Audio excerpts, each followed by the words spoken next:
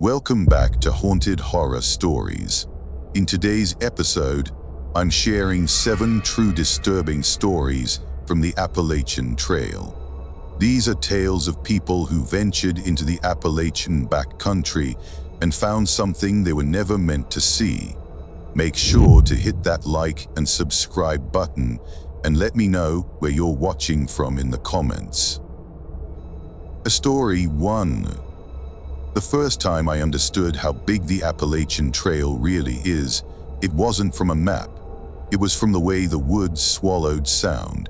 You get away from a road crossing, and it's like someone closes a door behind you. Even your own footsteps feel rude, like you're interrupting something that was there first. I'd started that section because I'd been sleeping badly for months. Nothing dramatic, just one of those stretches where every night feels like you're wrestling your own thoughts. A friend told me, go walk until your brain gets tired of talking. So I did. It was early fall, maybe late September. I remember because the first night out, my cheap instant coffee tasted like burnt plastic, and I kept meaning to buy a better mug, but never did. My pack straps were rubbing my collarbones in that exact way that makes you aware of your skeleton. I'd cut the tag out of my shirt 2 days earlier, and it's still scratched. My phone was in airplane mode, but I still checked it out of habit, like a dog circling a bowl that's already empty. That day was normal, almost boring. I passed one of those wooden signs with mile numbers burned into it, and I remember thinking the lettering looked like it had been done by someone who hated their job. I ate a tortilla with peanut butter while standing, because sitting down felt like admitting I was tired. A chipmunk scolded me from a log like I owed him money.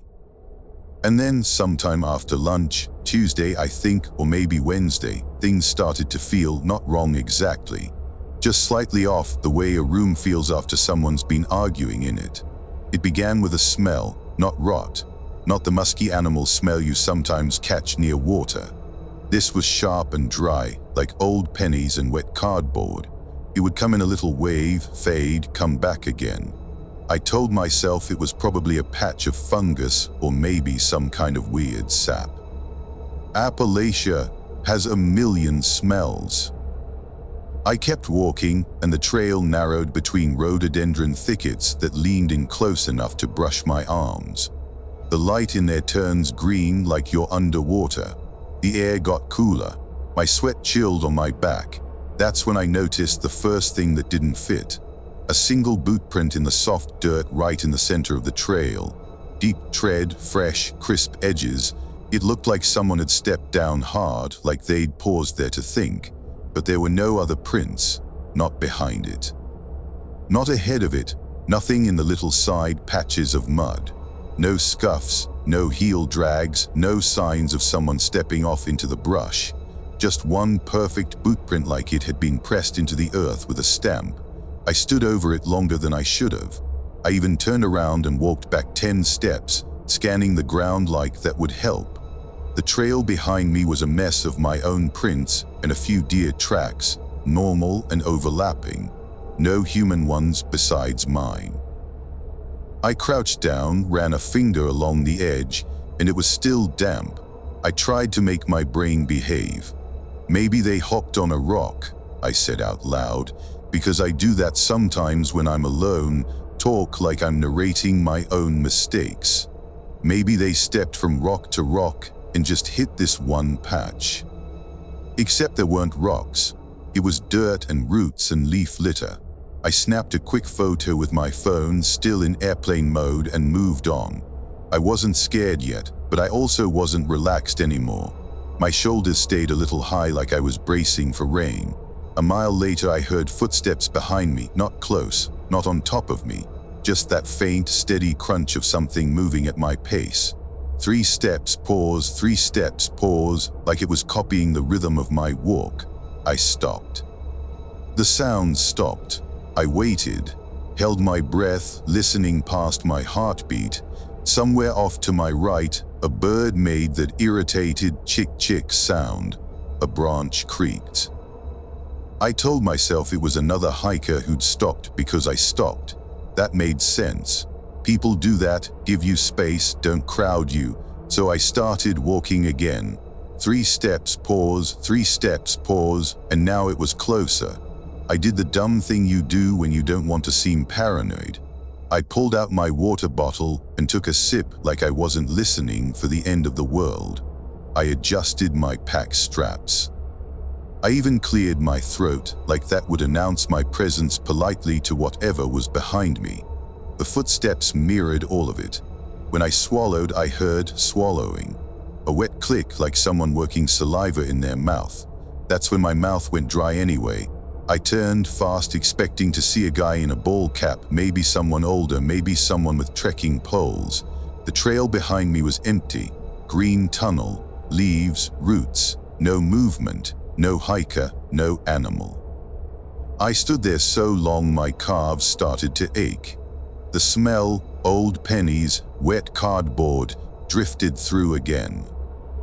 "All right," I said, quieter this time. "Stop it." Then I laughed at myself, because who says that to the woods? Who am I talking to? The next thing happened so casually I almost missed it. A voice, somewhere off the trail to my left, said my name, not shouted, not whispered dramatically, just said, like someone spotting you at the grocery store, "Ethan." My whole body reacted before my brain did. My skin tightened. My stomach dropped because it wasn't just a voice. It was my mother's voice. And that's the part that still makes me feel stupid even telling you. I was 27 years old. My mom lived 3 states away. She had no idea which section I was hiking. She had never even seen the Appalachian Trail. But when you hear a voice you've known since you were a baby, it reaches into you in this primitive way. For half a second, I felt warmth, familiarity, like maybe she'd surprised me, like this was some kind of joke. I took 1 step toward the sound before I caught myself. And immediately my brain scrambled for something reasonable. Audio, I thought. Someone playing a prank, speakers. Because what else do you do with that? I called back, "Hello," and hated how my voice sounded, thin like a kid. Silence. Then from the other side, farther back now, the same voice said my name again. "Ethan." But it wasn't quite right anymore. Like someone had heard my mom's voice once in passing and was trying to remember it. The pitch was there and the rhythm, but some of the softness was missing. It was flatter, stretched. I backed up onto the trail.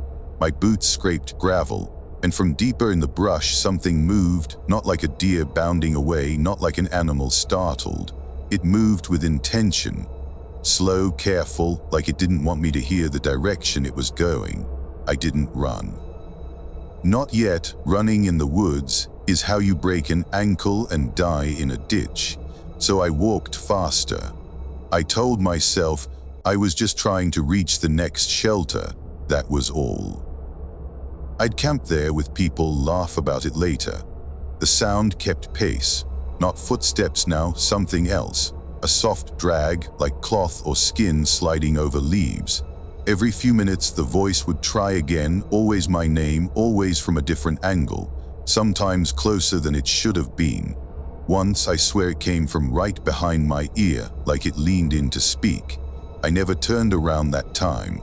I don't know why. Instinct, I guess. By late afternoon, the light started to thin, and I realized I'd been walking too long without seeing any marker I recognized. That was another subtle wrongness. The trail should have hit a switchback, then crossed a little creek. I'd studied that section the night before, or I thought I had. I came to a spot where the trail split around a massive boulder, one path left, one right, and both looked equally worn. That shouldn't happen on the AT, it's usually obvious. Someone maintains it, someone blazes it. Here, there were no blazers. Just dirt and leaves and the boulder like a tooth. I stopped and listened, trying to decide, and the smell washed over me so strong my eyes watered.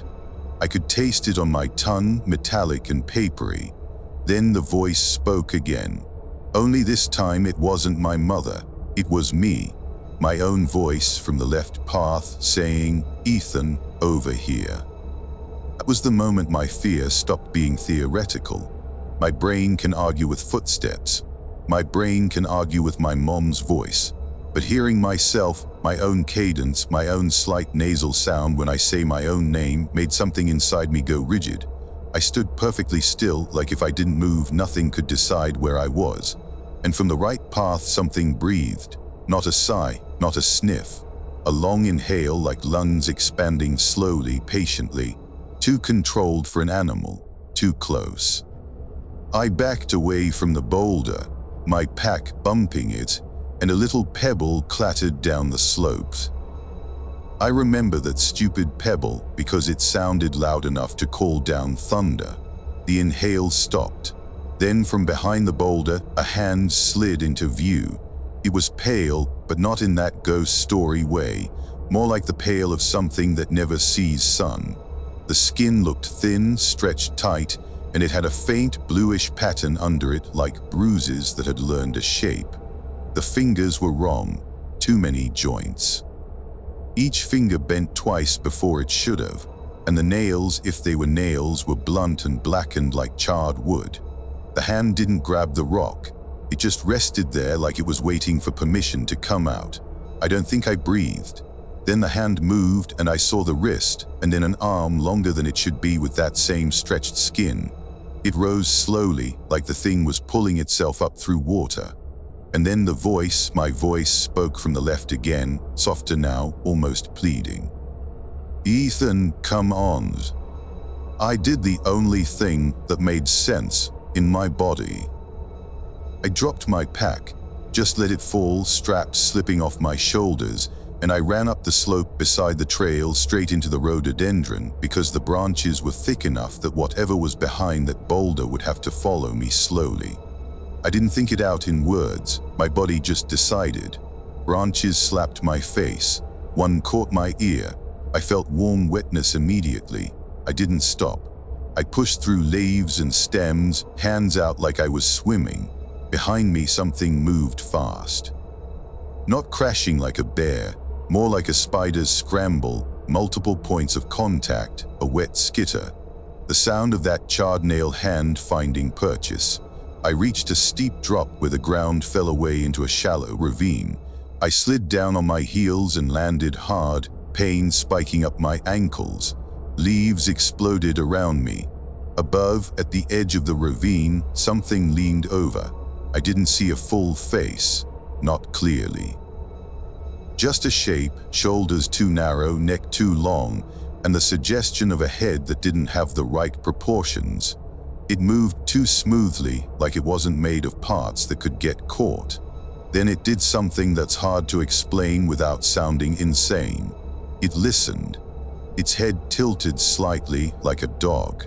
And then, in my mother's voice again, gentle and worried, it said, "Ethan, honey, you're going to get hurt." That one sentence nearly made me climb back up. That's how deep the reflex goes. Your mom says you'll get hurt, you obey. But the last word, hurt, came out wrong, like it didn't know how to shape it, like it had learned language by watching mouths, not by being human. I backed away through the ravine, slipping in mud, and I looked for landmarks the way you do when you're trying not to panic. I followed the lowest point, figuring water would lead somewhere. I kept moving until the slope eased, and I could hear, faintly, the sound of a creek. The thing didn't follow into the ravine, or if it did it quietly enough that I couldn't tell. I hit the creek and forced myself to slow down, because water is loud and I needed to hear. I kept one hand on the bank as I walked, fingers numb from adrenaline. Once, I slipped and got my whole pant leg soaked, and the cold made me swear under my breath, like I was annoyed at the inconvenience of nearly dying. I walked the creek until I found a trail crossing, actual blazes, actual human work, and I almost cried at the sight of that stupid white paint. I didn't go back for my pack. I made it to the next shelter after dark, half limping, bleeding from my ear. There were 2 other hikers there, a couple, Sienna Caldwell and Marcus Dorsey, who looked at me like I was either injured or crazy. I told them I'd gotten turned around and spooked myself. I made it sound smaller than it was. That's another thing people do when they don't want to be a problem. They offered me a granola bar. I ate it even though my stomach felt like a clenched fist. It tasted like cinnamon and dust. I slept maybe an hour, sitting upright, my back against the shelter wall. Every time the wind moved through the trees, I heard my name in it. In the morning, I walked out to the privy, and that's when I found the proof that keeps me from ever fully dismissing it. My pack was on the ground outside the shelter. Not the pack I'd brought. This wasn't mine. Different color, different brand, but it had my stuff in it. My water bottle, my cheap plastic coffee mug, my headlamp, my journal damp around the edges, even my little bag of trail mix. All of it neatly arranged inside a pack that wasn't mine, like someone had repacked my life with careful hands. No torn straps, no mud, no sign it had been dragged through the rhododendron. Sienna and Marcus swore it hadn't been there when they went to bed. They swore nobody came through in the night. And here's the detail I can't shake. The zipper pulls on that pack were tied together with a piece of blackened, blunt cord that looked a lot like dried skin, wrapped around and around in a neat sailor's knot, as if whoever did it wanted to make sure I had to touch it before I could open the bag. I left that pack there. I took my things out with a stick like an idiot, then I washed my hands in the creek until my knuckles hurt. I finished my hike that week. I don't know why. Stubbornness, maybe. Or denial, but I never camped alone again, not even once, and I never went back to that boulder. Sometimes, when my phone rings and it's my mom, I let it go to voicemail for a second longer than I should. Just long enough to make sure the voice on the other end sounds human. Story 2. There's a kind of fog you only get up there, thin, mean fog that doesn't roll in like weather. It just appears in pockets, like someone dropped a blanket between the trees and forgot to pick it up. We'd been hiking all day in it, weaving in and out of white patches, laughing about how our hair kept turning damp and stringy. I was with my older sister, Leona, and her fiancé, Grant. It was supposed to be this reset weekend before their wedding. No phones, no noise, just miles and sore legs, and that smug feeling people get when they think nature is going to fix them. Leona had packed those little electrolyte packets she swore by. They tasted like melted candy. Grant had a new ultralight stove he wouldn't stop talking about, like he'd invented fire. I'd brought a paperback I never opened, and a tiny bottle of hot sauce I'd put on everything, even oatmeal, which, by the way, is a mistake. Anyway. We were aiming for a shelter we'd circled on the map, one of those three-sided ones with a picnic table that always smells like old rain. The trail was busy earlier, but by late afternoon we hadn't seen anybody in a while, and I remember thinking stupidly, good, finally, quiet. We found the side trail to the shelter right as the light started to go flat. You know that late daylight where everything looks like a photograph that's been left in the sun too long, colors bleaching out. The shelter itself was empty. No sleeping bags, no hanging bear bag, just a couple carvings in the wood, initials, a badly drawn heart, and one sentence scratched into the back wall so faint you had to tilt your head to see it. I couldn't make out all of it, but it ended with "Don't answer." Grant made a joke about it being some dramatic trail graffiti. Leona rolled her eyes. I told myself it was probably some kid trying to be creepy. We set up like normal. Grant boiled water. Leona changed her socks and complained about a blister that looked like a tiny pearl.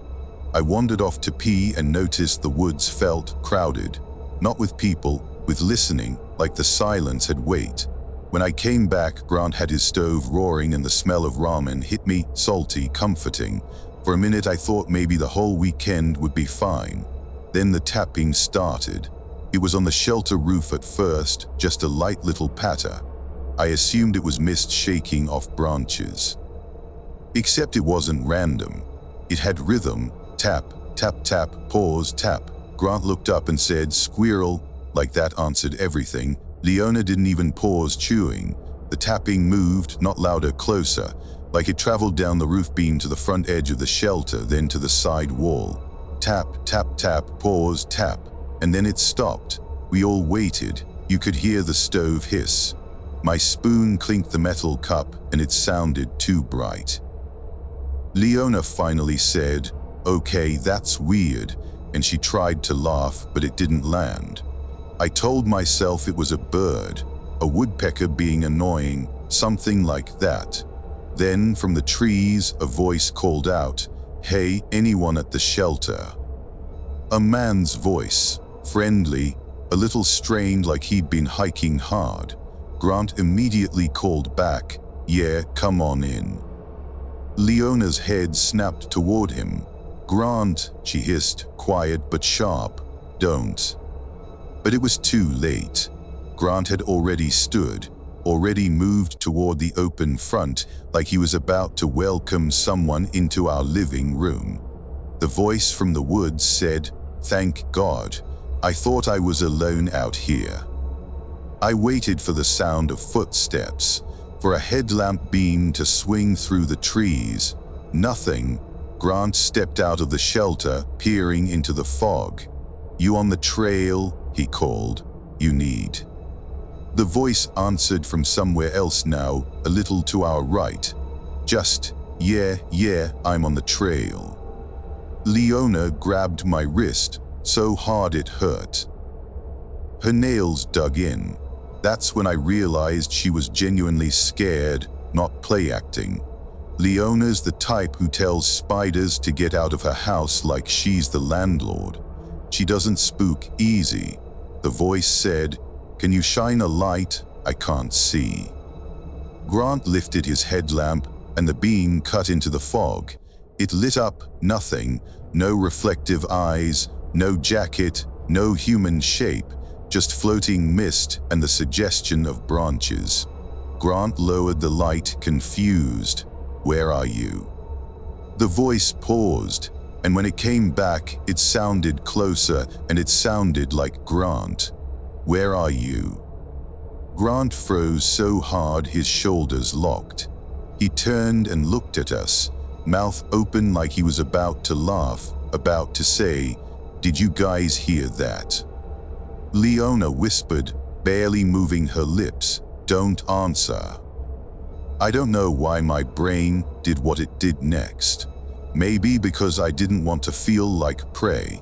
Maybe because my nervous system hates being told not to do something. I called out, "Stop it."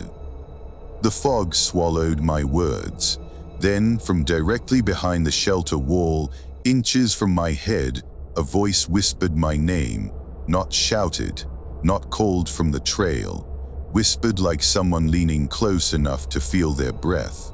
"Mari's."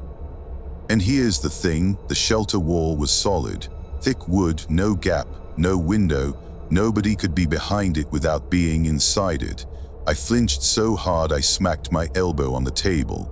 Pain shot up my arm. Grant stumbled backward into the shelter like he'd been shoved, even though nothing touched him. Leona stood up slowly, like fast movement would break something. Her eyes were huge. She said, "We're leaving." Grant started to protest. He was still stuck in "this has to be a prank" mode, but his voice shook. "We can't hike in the dark." Tap, tap, tap, pause, tap. The tapping started again, but this time it wasn't on the roof. It was under the floor. Right beneath the shelter boards, something tapped from below in that same measured pattern, like it had learned it, like it was repeating a code. Grant's face went gray. I told myself it was a raccoon, an animal under the shelter. That's a normal thing, they do that. They get under there, steal food, scratch around. Except it wasn't scratching. It was tapping patiently, and it moved along the floor beneath us in a straight line like fingers walking. Then it stopped under the spot where my feet were. And the wood beneath my boots bowed upward slightly, not breaking, not splintering, just lifting as if something pressed from below with careful strength. Leona made a sound I'd never heard from her before, half gasp, half sob, and she backed away so fast she nearly fell. The floor bowed again, and then between two boards a thin line appeared, a gap widening. Something pale pressed into that gap like soft dough, not a finger, not skin the way skin should look. It was smooth, almost translucent, and it bulged up through the crack as if it was being poured. And in that pale bulge, a dark shape formed slowly, like ink spreading in water, into what looked like the suggestion of a tooth. Just one tooth at first, then another, like a mouth learning where to be. That's the iconic thing I can't get out of my head. A mouth making itself inside a crack in the floor, teeth blooming like seeds. I didn't wait for it to finish. I grabbed Leona's pack strap and yanked her toward the trail. Grant fumbled his headlamp, dropped it, cursed, and then snatched it up again. We left food, left the stove, left everything that wasn't already on our bodies. We didn't run full speed, too many roots, too much dark, but we moved fast enough that our lungs burned. Behind us, something under the shelter boards scraped. Not like claws, more like wet fabric dragging across wood. And that voice, Grant's voice, called out from the fog behind us, "Wait, hey. Where are you going?" Grant shouted back without thinking, "Shut up," and immediately looked sick, like he'd just spoken to his own funeral. We followed the trail until it crossed a creek, and there, this part still doesn't make sense, we realized we'd been hiking for a long time. Our legs were trembling, our throats hurt, but the sky looked like it did at dusk, not deep night. Grant checked his watch and swore it was after midnight. I stared up through the branches and couldn't reconcile it. The light was wrong. Like time had been smudged. We didn't stop at another shelter. We didn't stop at all until we hit a road crossing and saw the dull shine of parked cars. Only then did we slow down, like our bodies needed permission to be human again. We slept in the back of Grant's car with the doors locked, headlamps off, listening to the cooling engine tick. In the morning, real morning, Leona found the aftermath proof. The side of her pack had 3 clean punctures in it, evenly spaced, like something had tested it with teeth. Not torn, not chewed, just 3 neat holes, each rimmed with a faint dark stain like damp ash. She kept that pack for years, even after she replaced it. It sat in her closet like a bad memory you don't throw away because you're scared of what it means. Grant and Leona still got married, but they don't camp anymore. And I don't answer voices in the woods, no matter how normal they sound. A story 3. If you've never been in the Appalachian Mountains during a hard rain, it's hard to explain the specific kind of loneliness it creates. The trees don't shelter you the way you think they will. The water comes down in sheets, and the trail turns into a moving thing, mud trying to slide out from under you, rocks turning slick like fish. I'd gone out alone because I wanted to prove something to myself. That's embarrassing to admit, but it's true. I'd just gotten out of a relationship that ended in that slow, humiliating way where you can't even point to a single betrayal, just 1,000 little absences. I wanted to do something that didn't involve anyone else's opinion. I'd packed like I knew what I was doing. Dry socks in a zip bag, a lighter wrapped in tape, a little bag of gummy bears I kept telling myself I'd save for an emergency. I also brought a small harmonica I never learned to play, because I'm that kind of person, apparently. A future me person. The rain started around mid-afternoon, sudden and violent. I told myself it would pass. Mountain weather, nothing to panic over, but it didn't pass. It got heavier, and the wind pushed it sideways, and the world went gray and loud. When the trail dipped into a hollow, the fog and rain pooled together and visibility dropped to maybe 20 feet. That's when I found the cabin. It wasn't on my map. I know because I checked twice. It sat just off the trail down a short slope, half hidden by ferns and fallen branches.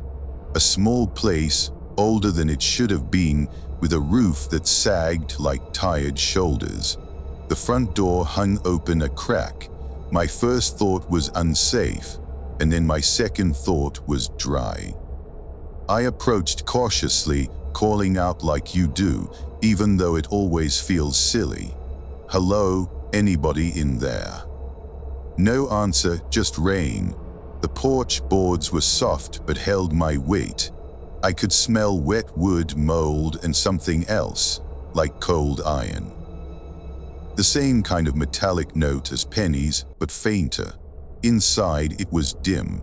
The cabin had one small window with grime on it, a table with one leg shorter than the others, a rusted lantern, a pile of old blankets that smelled like mice. I told myself the blankets were a bad idea, but I still dragged my sleeping pad inside and sat down, shivering. Rain hammered the roof. My hands were numb enough that unrolling my pad felt like doing surgery with gloves on. I ate a crushed granola bar, the kind that turns to sawdust in your mouth. I tried to shake water out of my hair and it just went everywhere. My socks squelched, and then I noticed the marks on the floor. At first I thought they were scratches, like someone had dragged a chair, but they weren't random. They formed a circle, faintly carved into the wood, with little lines branching off like spokes. And around the circle were shallow impressions, handprints maybe, but too elongated, fingers too long. I told myself it was just old kids carving things. Some backwoods art project. People do weird stuff in cabins. I was still telling myself that when the first knock came, not on the door, not on a window, on the underside of the cabin. A thud, dull and slow, like someone tapping a fist on a ceiling. I froze, listened, rain, wind, nothing else. Then another thud, this one closer to the center of the floor. My brain tried to do the thing it always does, find an animal explanation. A bear rubbing, a tree branch hitting, something falling in the crawl space. I stood carefully, stepped toward the middle of the cabin, and the floor felt warmer there, just a little, like it held heat while the rest of the room was cold. I crouched and put my palm on it. Warm wood. Another thud came, and the warmth pulsed under my hand like something breathing. I jerked my hand back so fast I smacked it on the table leg. Pain flared, I swore. And in the moment after my swear, the cabin went quiet in a way that made my skin prickle. The rain was still there, but it sounded muffled, like it had been pushed farther away. Then from the corner of the room, the pile of blankets shifted. I stared at it, not blinking, waiting for a mouse to dart out. A raccoon, something normal. The blankets rose slightly, as if something underneath them had inhaled. And then a shape pushed up, slow and careful, like it was standing for the first time in a long time. It wasn't tall, that's what surprised me. Horror movies make you expect tall. This thing was low to the ground, shoulders hunched, head cocked like it didn't trust gravity. It unfolded in a way that made my stomach turn. Its joints bent in the wrong direction, not snapping, not cracking, just bending like it had no rules. Its skin, if it was skin, looked like wet paper stretched over bone.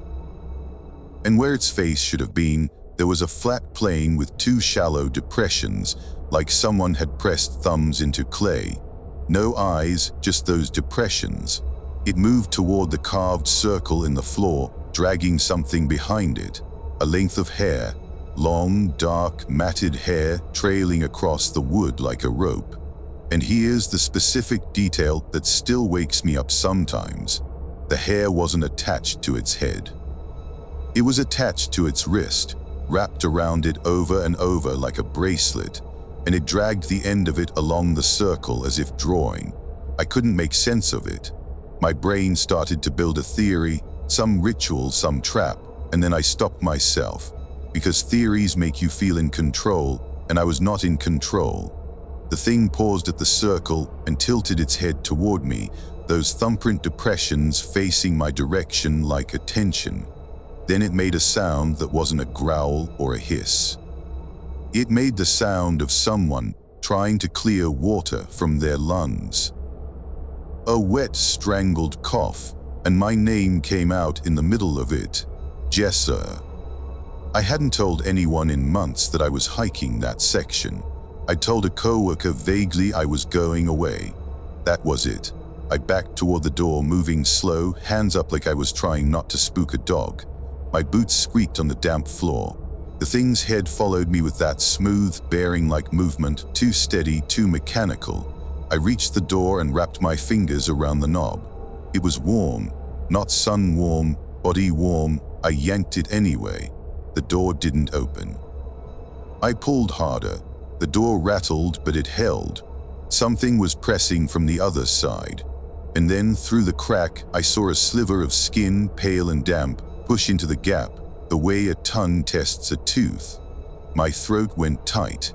Behind me, the blanket thing made that wet cough sound again, closer now, and the hair bracelet dragged across the floor with a soft, deliberate rasp. I did the only escape method I could think of in that second. I went out the window. It was small and sticky, but the latch was old. I jammed my fingers under it and popped it open with a sharp snap. Rain blasted in immediately.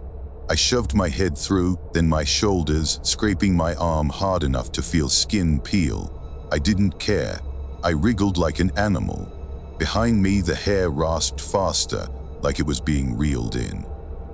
I fell out into wet ferns, landed hard on my hip, and crawled before I stood. The rain hit me like punishment. I ran uphill to the trail, slipping, grabbing saplings, breath tearing. I didn't look back until I hit the trail. The cabin was still there, half hidden, door still closed. But in the window where I'd climbed out, I saw the flat face press close to the glass. Those thumbprint depressions pushed outward, deepening, as if it was trying to make eyes by force. Then the glass fogged from the inside, like breath. My breath didn't do that from outside in the rain. Not like that. I ran.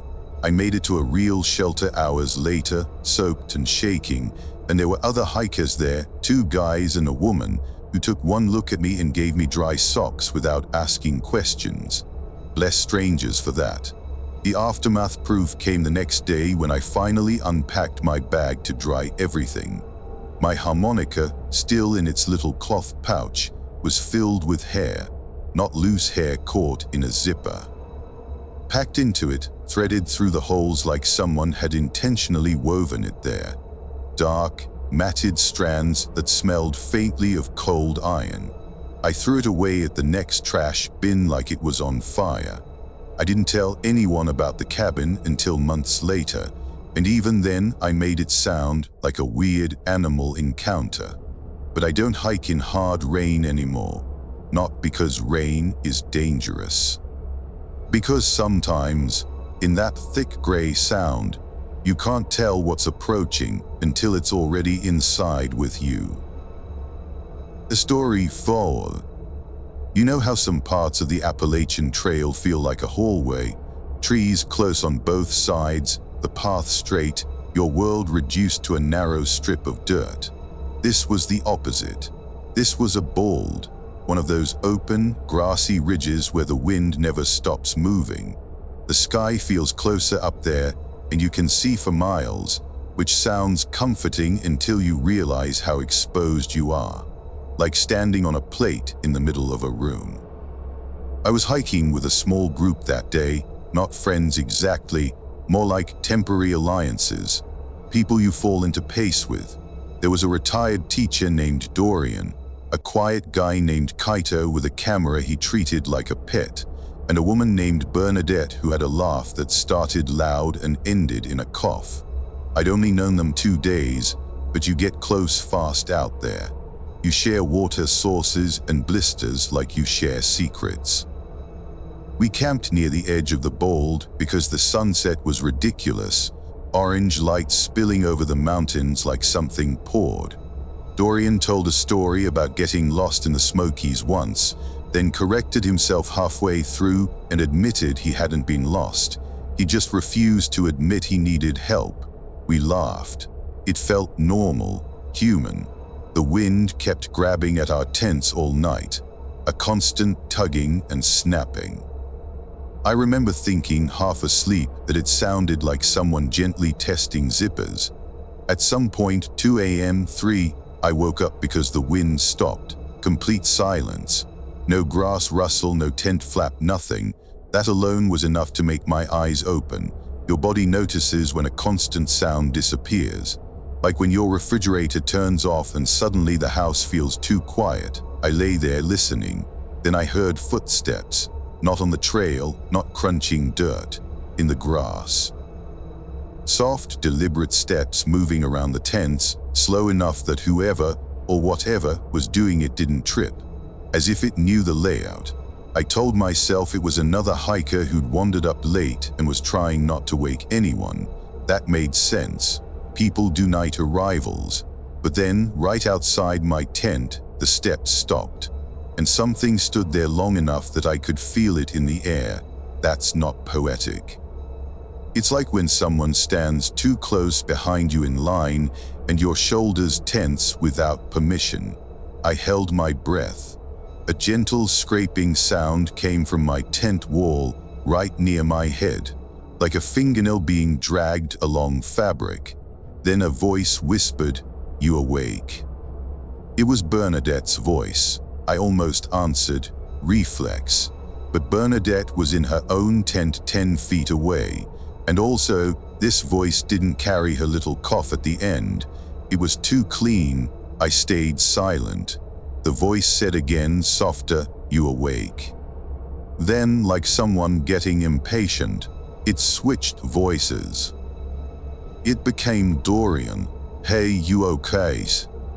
My heart pounded so hard I thought it would shake the tent. I still didn't answer. The scraping continued, moving along the seam, careful, not tearing, just tracing like a finger reading braille. Then came the iconic moment, simple and awful. A shadow passed between my tent and the moonlight, and for a second I saw its shape through the fabric.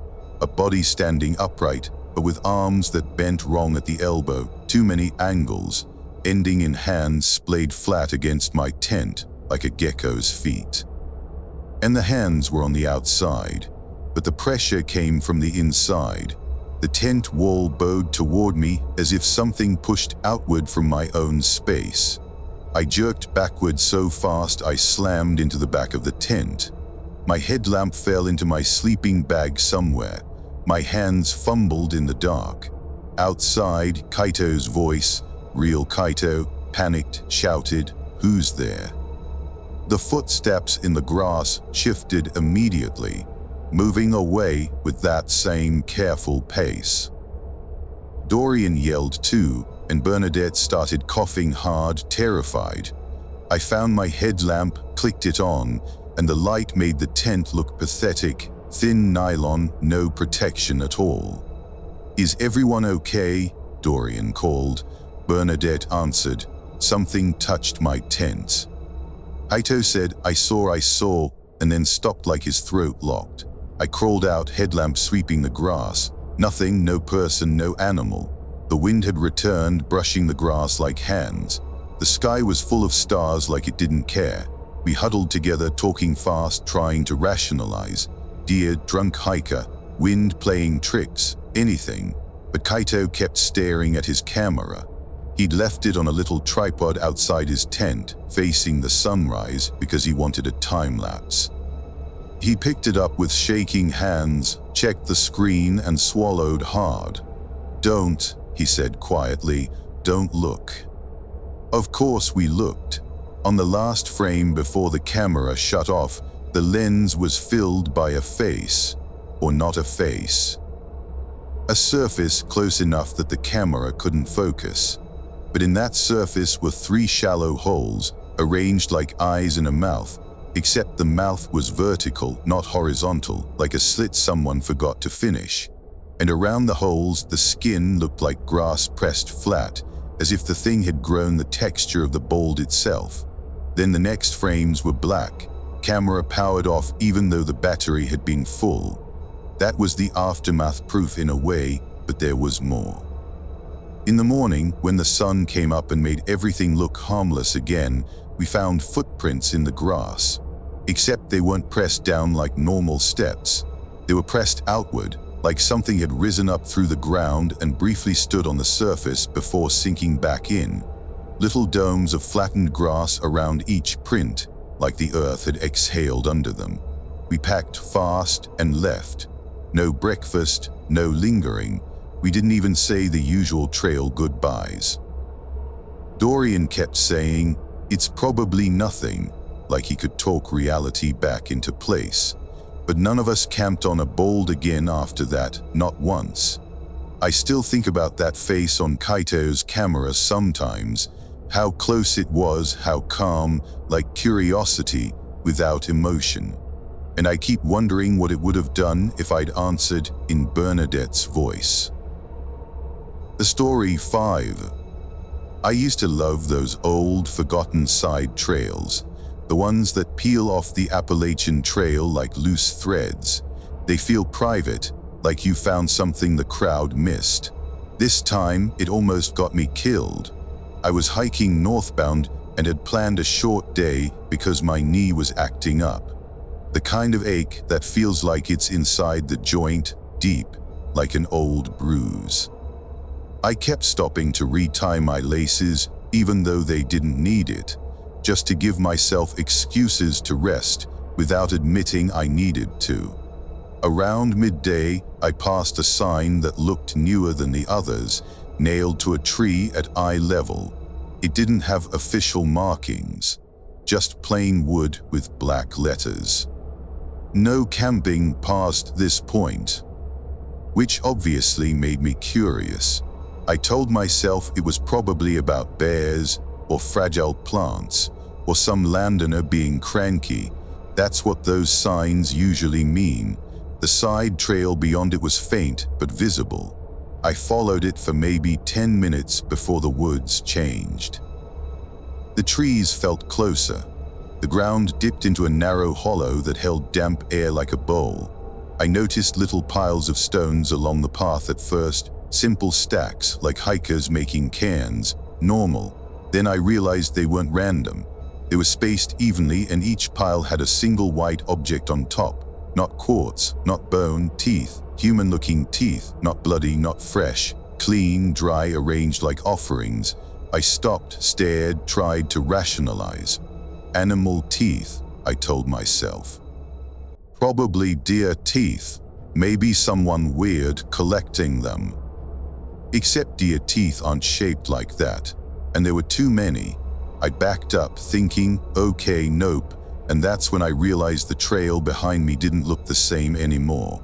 It wasn't gone, it was there, but the ground looked smoother, like leaf litter had settled differently, like someone had walked it after me and erased little signs. I turned around fully scanning and my stomach tightened when I saw it. A fresh stack of stones had appeared behind me. It hadn't been there when I walked in. I would have noticed. It sat in the center of the path like a punctuation mark. On top of it was a single tooth still wet at the root. I took a step back. Another.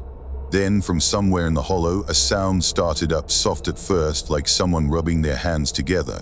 Click, click, click, click. It wasn't random. It had pacing, like teeth tapping together in a mouth.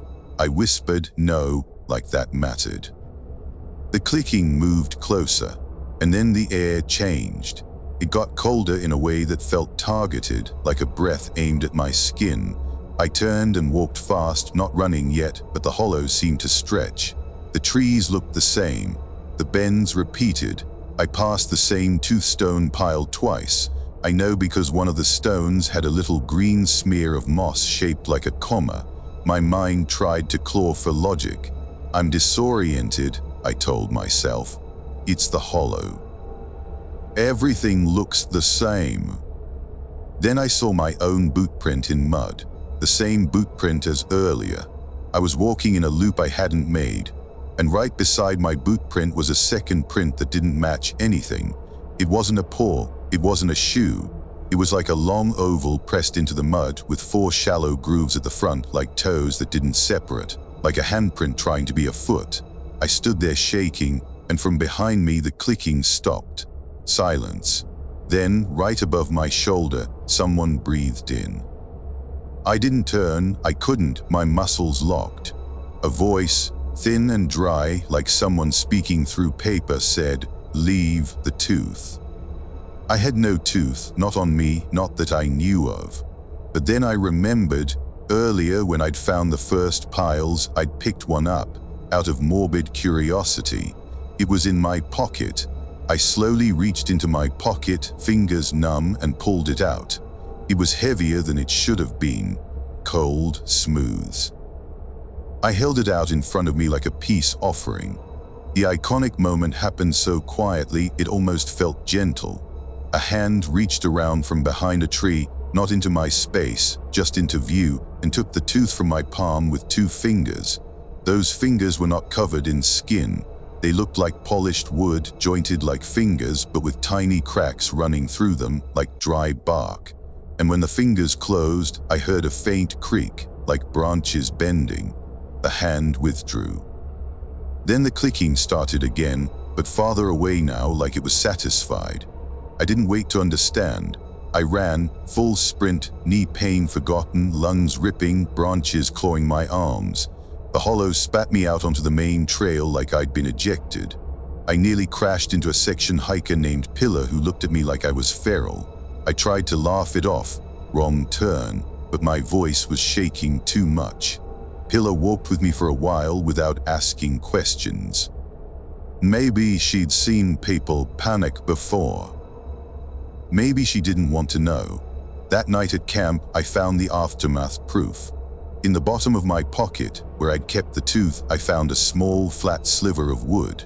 Bark thin, shaped like a tooth, a replacement, and scratched into it with something sharp were 4 grooves like toes that didn't separate. I threw it into the fire and it didn't burn like wood should. It curled, blackened, and gave off that same dry metallic smell, old pennies and wet cardboard, before it finally disappeared. I hiked out the next day, not just off that section, off the trail entirely. Told myself my knee needed rest. Maybe it did. But mostly, I didn't want to be in a place where the woods could collect parts of you and count them like coins. A story 6. There's a certain kind of Appalachian night where the darkness feels layered. Like the black between the trees is different from the black above the canopy. Like you could reach out and touch the dark and it would have texture. I was staying at a shelter alone, not by choice exactly. I'd planned to meet up with friends, but my timing was off. I got there and it was empty, which felt fine. A little disappointing, a little relieving. I set up my sleeping bag on the shelter floor and laid out my stuff neatly, because that's what I do when I'm anxious, organize. I lined up my water bottle, my headlamp, my snack bag. I hung my socks on a nail. I checked my map even though I already knew where I was. I chewed a piece of jerky that tasted like smoke and pepper and regret. At dusk, I heard an owl and felt comforted by it, like the woods were doing normal woods things. Then the humming started. At first, I thought it was my ears. You know when you're tired and you get that faint ringing. But this wasn't ringing. It was a tune, a low, steady hum like someone trying to remember a lullaby.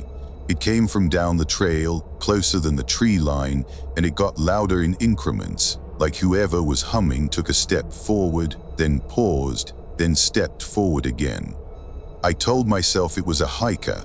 People hum when they're tired, I've done it. So I called out, "Hey, shelter's empty if you need it." The humming stopped, a pause long enough that I felt stupid. Then, from the same direction, a voice answered soft, "Thank you." It was a woman's voice, calm, polite, I waited for her to appear, for her headlamp. Nothing. The voice spoke again, closer now, still polite.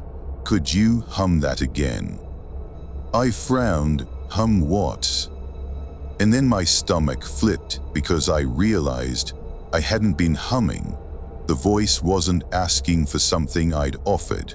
It was asking for something it assumed I could do. I told myself maybe I'd hummed without noticing. People do that.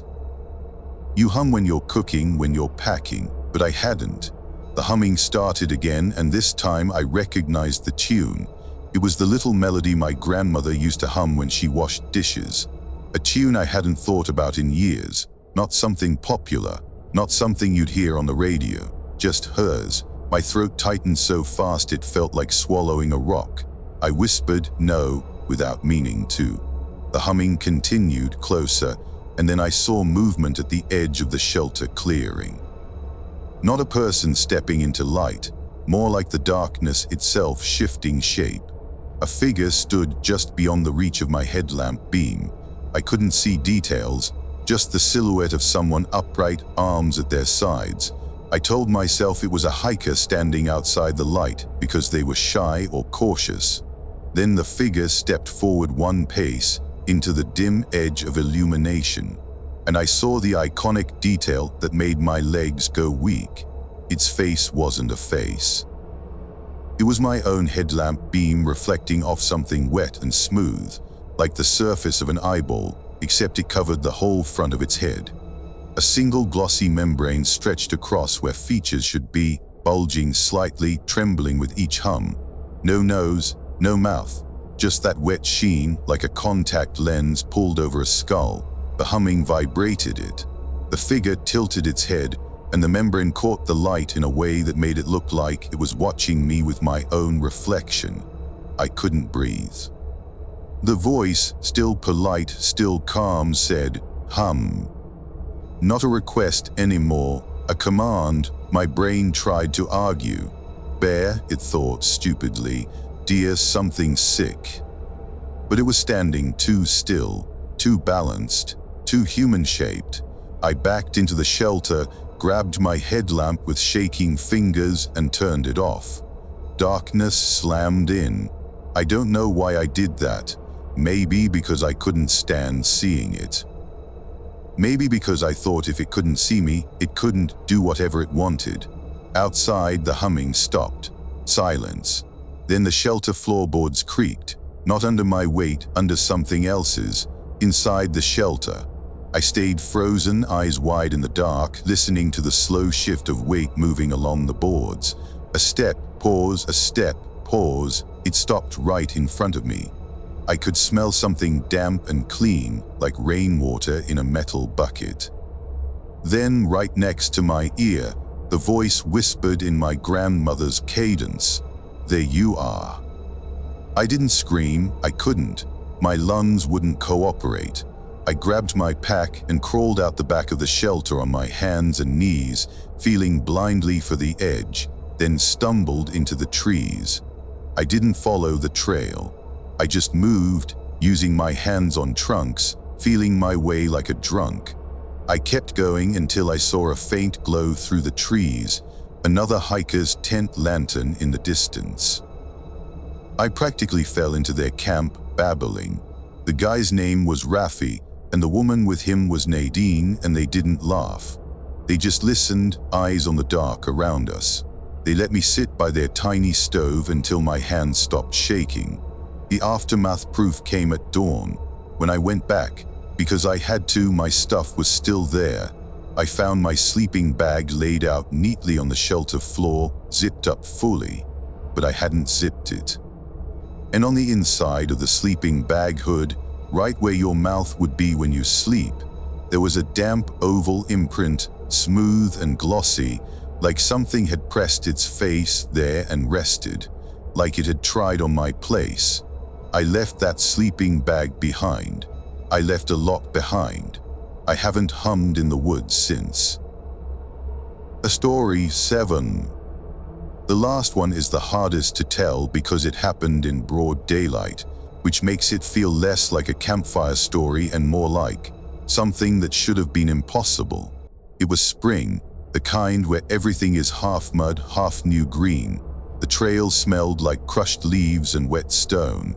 I was hiking with my cousin Soren, who'd flown in from out west and kept acting like the Appalachians were cute. He didn't mean it cruelly. He was just used to bigger mountains, wider skies. We were doing a section that crossed an old logging area. You can tell because the woods grow weird there. Straight lines of same-age trees, old stumps like dark teeth, the occasional rusted cable swallowed by vines. We stopped for lunch near a stream, sitting on flat rocks. Soren pulled out a bagel that had been squashed into a sad oval. I had peanut butter again because apparently I'm incapable of variety. A little farther down the trail, we found a spur path that led to an old clearing. There was a stone foundation there, like a small building had once existed and been erased. Just a rectangle of rock, mossy, full of leaves. Soren, being Soren, wanted to explore it. I didn't. Something about foundations always unsettles me. It's like seeing a skeleton of a home, but I followed him anyway. Inside the rectangle, the air felt colder, not drastically, just enough that I noticed. There was a faint smell of smoke, even though nothing was burning. I told myself it was old charcoal in the soil. People used to burn brush. Soren found a metal ring bolted into one of the stones, like for tying animals. He tugged it, and it didn't move. Then he laughed and said, "Jude, look at this." He pointed to the ground. In the dirt, inside the foundation, were footprints. Barefoot prints, small like a child's, and they were fresh, edges crisp in the damp soil. They went in a circle around the inside of the foundation, perfectly spaced, like someone pacing. But they didn't lead in from outside the rectangle, and they didn't lead out, just a looping track of child feet inside a stone box. I felt my skin tighten. I tried to rationalize. "Animal," I said. "Raccoon, something that looks like." Soren crouched and touched one. "That's a foot," he said, and his voice lost its joking edge. We stood there too long, staring, and that's when the stream sound changed. It didn't stop. It shifted pitch, like someone put their thumb over a speaker. Then a voice came from the woods just beyond the clearing. It said very clearly, "Soren." Soren's head snapped up so hard it looked like it hurt. "What the?" The voice said again, "Soren." It sounded like his mother, my aunt, but my aunt was back home, hundreds of miles away. Soren took a step toward the trees. "Mom," he called, and immediately looked embarrassed, like he'd betrayed himself. I grabbed his sleeve.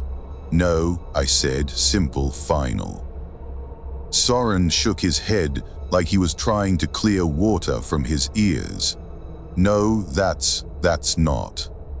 The voice softened, coaxing. "Soren, come here, I need you." Soren's eyes got glassy.